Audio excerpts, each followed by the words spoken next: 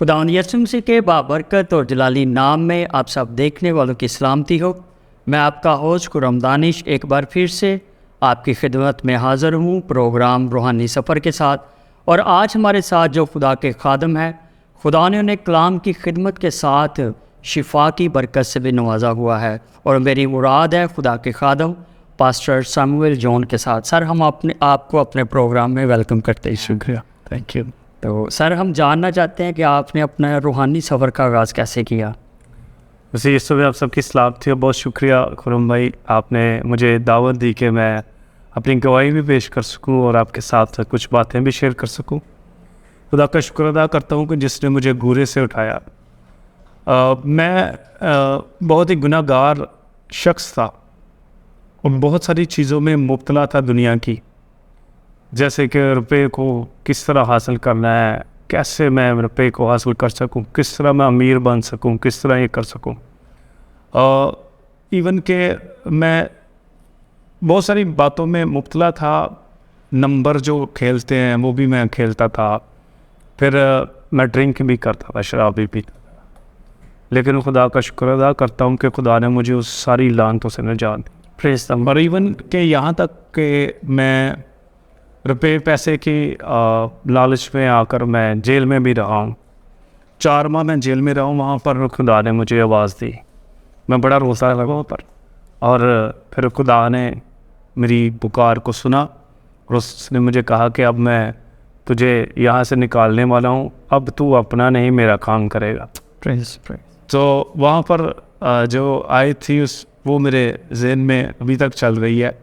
متی کی انجیل اس کا 6 باب ہے، اور وہ آیت مجھ پر بڑی افیکٹ کرتی ہے میری گواہی میں، اور وہ ہے 31ویں آیت سے، اس لیے کہ فکر مند ہو کر یہ نہ کہو کہ ہم کیا کھائیں گے یا کیا پئیں گے یا کیا پہنیں گے، کیونکہ ان سب چیزوں کی تلاش میں غیر قومیں رہتی ہیں، اور تمہارا آسمانی باپ جانتا ہے کہ تم ان سب چیزوں کے محتاج ہو، بلکہ تم پہلے اس کی بادشاہی اور اس کی راست بازی کی تلاش کرو تو یہ سب چیزیں بھی تم کو مل جائیں گی۔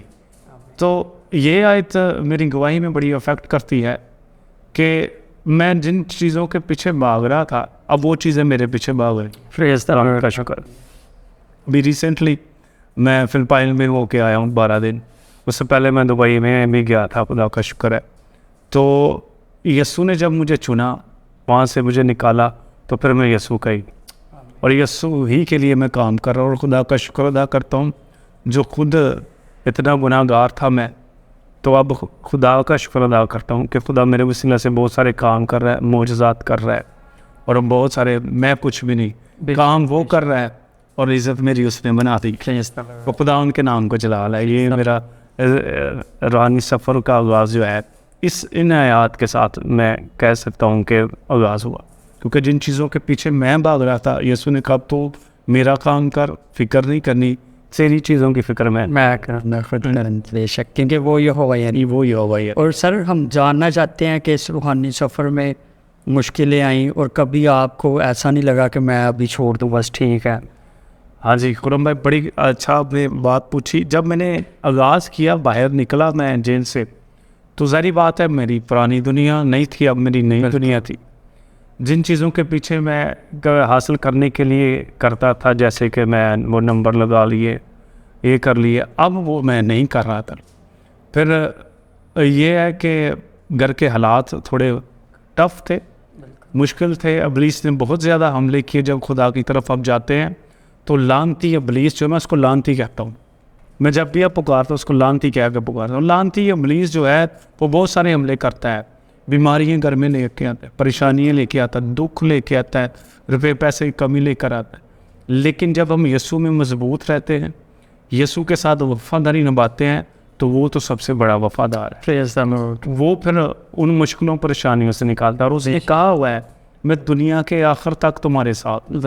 تو اس نے مجھے کافی دفعہ احساس دلایا کہ میں تمہارے ساتھ، اس نے مجھے گرنے نہیں دیا۔ بہت سارے حالات آتے تھے تو کبھی کبھی میں اکیلا روتا بھی تھا۔ میں اکثر چرچ میں بھی کہتا ہوں، اس وقت میری ایک ہی بیٹی تھی، تو وہ مجھ سے 10 روپے مانگتی تھی، تو میرے پاس وہ اس کو 10 دینے کے لیے نہیں تھا۔ اور جب میں یسوع کے ساتھ چل رہا تھا، گھر کے ہی حالات اتنے تھے کہ میں اس کو ہی مینیج کر سکوں، تو اتنے پیسے نہیں ہوتے تھے کہ میں اس کو 10 روپے دے. سو میں اکیلا بیٹھ کے روتا تھا کہ یسوع اب میں تیرا ہو گیا ہوں, مجھے نکال. تو اب یسوع نے خدا کا شکر ہے بہت ساری چیزوں سے نوازا ہے, تو اب خدا اپنے جلال کے لیے استعمال کرتے ہیں. بے شک بے شک. اور بائبل مقدس میں بھی بڑی خوبصورت آیت ہے, جب ہم خدا کے ساتھ چلتے ہیں نا, خدا ہمیں لینے والا ہاتھ نہیں دینے والا. دینے والا ہاتھ ہے ایسے ہی. تو بائبل مقدس میں ایسی کون سی آیت ہے جو آپ کے دل کے قریب ہے؟ کیونکہ بہت سارے لوگ ہوتے ہیں اور وہ مشکل میں ہونا ہے 23 زبور پڑھتے رہیں گے, 91 زبور پڑھتے رہیں گے, اور آپ کی ایسی کون سی دل کے قریب ایسی بائبل کی آیت ہے؟ جیسے کہ میں نے آغاز میں بتایا, متی کی انجیل 6 باب کی ان آیات کو میں کہوں گا سب کے لیے میری گواہی ہے کہ آپ فکر نہ کریں, اس کی بادشاہی راست بازی کی تلاش کریں, اس کے کلام کو پڑھیں, سنیں, اس پر عمل کریں. یہی راست بازی ہے اور یہی اس کی تلاش ہے کہ ہم کلام کو کیسے پڑھتے اور پھر اس کو سنتے. بعض کا تو لوگ صرف سنتے ہی سنتے ہیں, پڑھتے ہی پڑھتے ہیں, یا صرف نالج ہوتا ہے یہاں تک, لیکن اس پر عمل نہیں کرتے. جب آپ اس پر عمل کرنا شروع کریں گے تو جتنے بھی پتھر آپ کی زندگی میں آئیں گے وہ سارے جاتے رہیں گے. میں ایک مثال دوں گا. یسوع مسیح نے جب لازر کو زندہ کیا تھا تو زندہ کرنے کے لیے جب وہ قبر پر گیا تو ایک بڑا پتھر تھا. تو جب یسوع مسیح لازر کو زندہ کر سکتا ہے تو پتھر کو بھی کیا کہہ سکتا تھا کہ تو سائڈ پہ وہ لازر باہر آ جائے. یسوع مسیح چاہتا ہے وہ پتھر ہم نے ہٹانا ہے, اور وہ انسانوں کو ہی کہا کہ اس پتھر کو کیا کرو, ہٹاؤ. جو کام ہم نے کرنے ہیں وہ ہم نے کرنے ہیں. پھر یسوع مسیح ہماری زندگی میں معجزات کرے گا. جب وہ پتھر ہم ہٹا لیں گے تو پھر یسوع مسیح جیسے لازر کو آواز دیتا ہے, زندہ کرتا ہے, ویسے ہی ہمیں پھر نئی زندگی دیتا ہے اور ہمیشہ کی زندگی دیتا ہے. اور وہ ایسی زندگی ہوتی ہے جس میں نہ کوئی دکھ ہے, نہ غم ہے, اور نہ کوئی پریشانی ہے. تو جب ہم وہ پتھر ہٹا لیں گے تو یسوع ہمیں نئی زندگی سے نواز دے گا. اور سر ہم جسمانی طور پہ دیکھیں نا, کوئی بھی شخص ہے, کسی بھی کھیل میں ہے, کسی بھی ایکٹیویٹی میں ہے, اس کا کوئی نہ کوئی آئیڈیل ہوتا ہے. تو جب ہم کسی کو آئیڈیل بناتے ہیں نا تو کچھ چیزیں اس جیسی ہماری زندگی میں بھی کام کرنا شروع کر دیتی ہیں. روحانی طور پہ آپ کی زندگی میں ایسا کون سا یعنی کہ شخصیت ہے جسے آپ چاہتے ہیں کہ میں ایسا ہو جاؤں یا مجھے اس کی خدمت بڑی؟ بھائی یسوع کے سوا میرا کوئی آئیڈیل نہیں روحانی طور پر. یسوع نے ہمیں دکھ میں بھی جینا سکھایا. بے شک. یسوع مسیح نے اگر ہمارا کوئی دشمن ہے اس کے ساتھ کیسے رہنا وہ بھی سکھایا. بے شک. یسوع مسیح نے ہمیں معاف کرنا سکھایا. یسوع مسیح نے ہمیں کس طرح اپنے والدین کے ساتھ رہنا ہے وہ سکھایا. بالکل. یسوع مسیح نے خاندان کے ساتھ کیسے رہنا ہے وہ سکھایا. ہر ایک بات یسوع نے وہ کردار جو کہا وہ نبھا کر دکھایا, اور اس جیسا آئیڈیل کوئی. بالکل. اگر ہم دیکھیں تو یسوع مسیح نے والدین کی عزت کی. بالکل. بے شک. اگر ہم دیکھیں یسوع مسیح نے دشمنوں سے, کوئی بھی دشمن سے پیار نہیں کرتا. یسوع مسیح نے یہ درس دیا کہ دشمنوں سے پیار کرو, اور اس نے کر کے دکھایا. جب وہ دشمن صلیب پر اسے چڑھا رہے ہیں, بالکل مار رہے ہیں, اور وہ کہہ رہا ہے باپ ان کو معاف کر, کیونکہ یہ نہیں جانتے کیا کر. کوئی نہیں ایسا کہ میرا دشمن مجھے مار رہا ہو, مجھے قتل کر رہا ہو اور میں اس کے لیے دعا کروں. تو اس جیسا آئیڈیل کوئی نہیں. وہ تو ہم سب کا آئیڈیل, لیکن اس سے ہٹ کے کون سا ہوگا؟ اس سے ہٹ کر میری نظر میں کوئی بھی نہیں ہوتا. میری نظر صرف اب یسوع پر لگی ہوئی ہے, اور یسوع ہی کے پیچھے میں چل رہا ہوں. میں اسی کا پیروکار ہوں, اور میں جب بھی کوئی مجھے زندگی کے معاملات میں کچھ بھی مشکل پریشانی آتی ہے تو یہ کلام اس کا ہے. میں اس میں ڈھونڈ لیتا ہوں کہ زندگی کے اس معاملے میں مجھے کیا کرنا ہے, اور کلام میں زندگی کے ہر معاملے موجود ہے. کوئی بھی بے شک ہے. شادی شدہ معاملے موجود ہے, بہن بھائیوں کے معاملے موجود ہیں, آفس کے معاملے موجود ہیں, اسی طرح معاشرے کے معاملے موجود ہیں. ہر معاملے خدا کے کلام میں, یسوع کے کلام میں موجود ہے, اور اس کے علاوہ میرا کوئی آئیڈیا نہیں. پریز دی لارڈ. سر ہمارے دیکھنے والے نا ہم سے اکثر سوال کرتے ہیں, اور جو خدا کا خادم ہمارے ساتھ ہوتا ہے ہم ان سے ضرور کرتے ہیں, اور وہ بائبل مقدس کے مطابق جیسے آپ نے کہا کہ ہر ایک چیز کا حل اس میں موجود ہے. تو ہم آپ سے آج سوال کرتے ہیں, اور سوال یہ ہے کہ ہمارا جو اس وقت دور چل رہا ہے اس میں ہماری کرسچن لڑکیاں اور ہمارے لڑکے بہت سارے ہمارے مذہب کو چھوڑ کے اور مذہب میں جا رہے ہیں, تو اس کے لیے ہم کیا بہتر کر سکتے ہیں؟ واقعی یہ لمحہ جو ہے بڑا ٹف ہے اس وقت, اس دور میں, اور یہ دنیا کے آخر دن چل رہے ہیں, اور ان دنوں میں ایسے ہونا ہے. اور کلام مقدس کہتا ہے جو آخر تک وفادار رہے گا وہی زندگی کا تاج پائے گا. تو میں اس بات کو اس طرح آپ کے ساتھ شیئر کرتا ہوں کہ پہلی بنیادی جو وجہ ہے وہ والدین ہی ہیں جن کے بچے جو ہے وہ دوسری راہوں پر چلتے ہیں، جیسے کہ دوسرے مذاہب میں چلیں گے یا پھر اسی طرح یا ایڈکشن لے لی، نشہ کر لیا۔ اس کی وجہ کیا ہے کہ وہ کلام پر پہلے انہوں نے توجہ نہیں دی، اپنے بچوں کی اس طرح تربیت نہیں۔ کلام کہتا ہے، اور میں 2-3 مثالیں دوں گا کلام مقدس کی آیت کے ساتھ۔ مثال کی کتاب ہے 22واں باب اور 6 آیت لکھا ہے، لڑکے کی اس راہ میں تربیت کر جس راہ پر اسے جانا ہے، وہ بوڑھا ہو کر بھی اسے نہیں مڑے گا۔ یہاں پر لکھا ہے لڑکے کی، میں کہتا ہوں بچوں کی تربیت اس راہ پر کرنی ہے، یعنی کہ جو بچے آپ کو خدا نے دیے، یہ بھی توڑے ہیں آپ کے پاس، تو یہ جو توڑے دیے ہیں ان کا حساب آپ کو خدا نے آپ سے لینا ہے۔ تو کلام کہتا ہے اس راہ میں تربیت کر جس راہ سے یہ بوڑھا ہو کر بھی نہ مڑے۔ تو ہم کیا تربیت کرتے ہیں؟ ہم غلط تربیت بچوں میں کرتے ہیں۔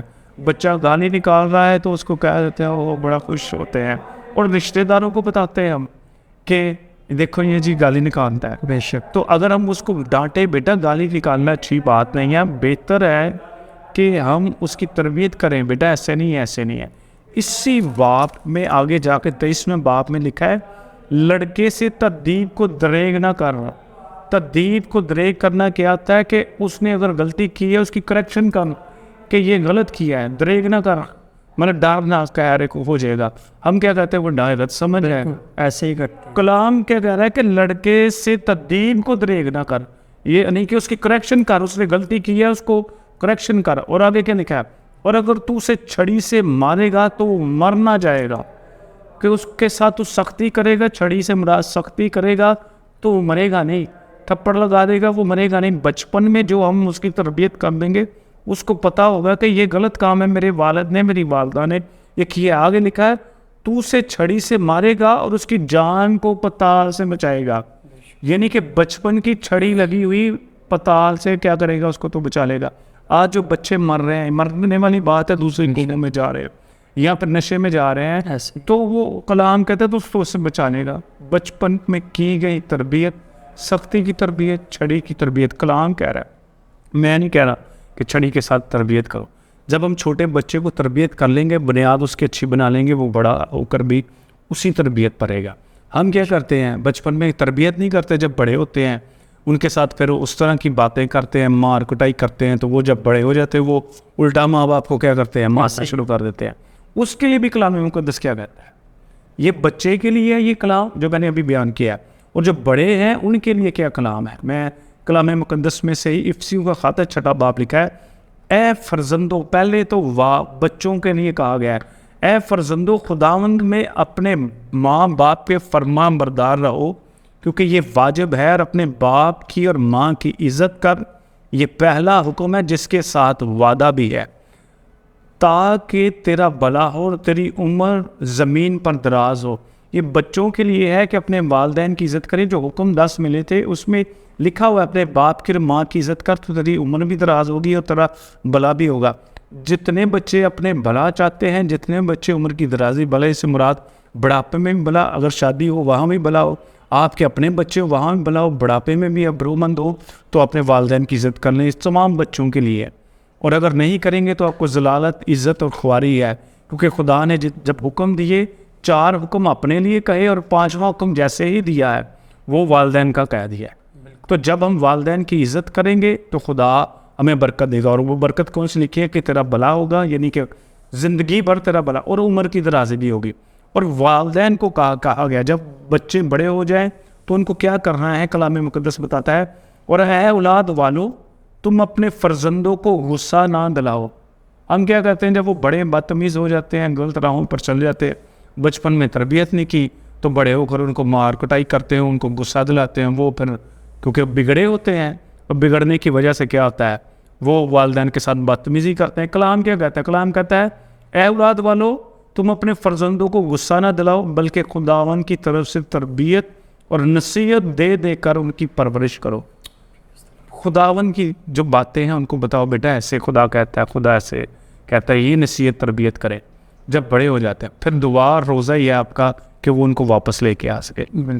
تو والدین کی کمزوری ہے جب وہ اپنے بچوں کی پرورش اچھی نہیں کرتے، بچپن میں بگاڑ لیتے ہیں، پھر بڑے ہو کر انہوں نے دوسری راہ پر چلتے ہیں۔